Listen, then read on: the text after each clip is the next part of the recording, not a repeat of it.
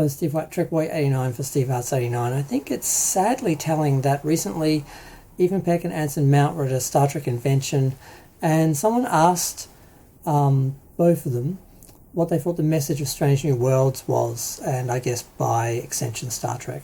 And Anson Mount really didn't have any idea. He's like, I think it's just about that need we have to explore, and that was sort of it. And I'm like, wow, he doesn't have a clue. I remember I met him a few years ago, and he proclaimed to be a fan, and I was thinking, and I should have asked this, like, how as a fan do you stand in front of aliens that don't look like the Telosians and say that they're Telosians and act like they're Telosians when they're clearly not the Telosians, and you're on a planet that's clearly not Talos, but yet you're pretending that it is and saying that it is, and you should know the difference as a fan.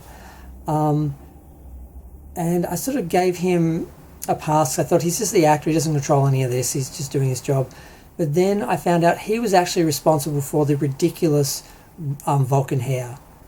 The ridiculousness of them being injected with something and then basically changing their DNA to turn into Vulcans. And not only does their physical body change, but his hairstyle changes, which is clearly something that is, done. Like you do your hair, you use product and whatever, or whatever they use in the 21st century to style their hair. That's not going to be part of what changes in his DNA. So it's just ridiculous. And he was behind that. I saw that and I thought, God, he looks ridiculous. It's cringe, it's a joke. I'm embarrassed to be a Star Trek fan looking at this.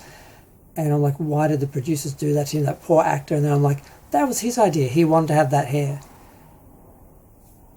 He thinks that's good Star Trek. I don't know what to make of him. It's just disappointing, because if he had a clue, he would have stopped some of these mistakes from happening, and obviously wouldn't have made some of the mistakes that he's made. So it's just really sad. They seem to be really turned on by this idea of doing things they're not supposed to with Star Trek, and doing things that don't work. And they've talked about doing like a slapstick episode, or a black and white episode, or doing like an episode with Muppets. I swear to God, if you remember, Angel did an episode and they had a Muppet in it, because they just did a musical, which Buffy and Angel did as well, because that's the mentality of the people that are working on Star Trek. Their experience of science fiction and fantasy is like Buffy and Angel, because that's what they grew up with, and they don't think past that, and they just think of everything in those sort of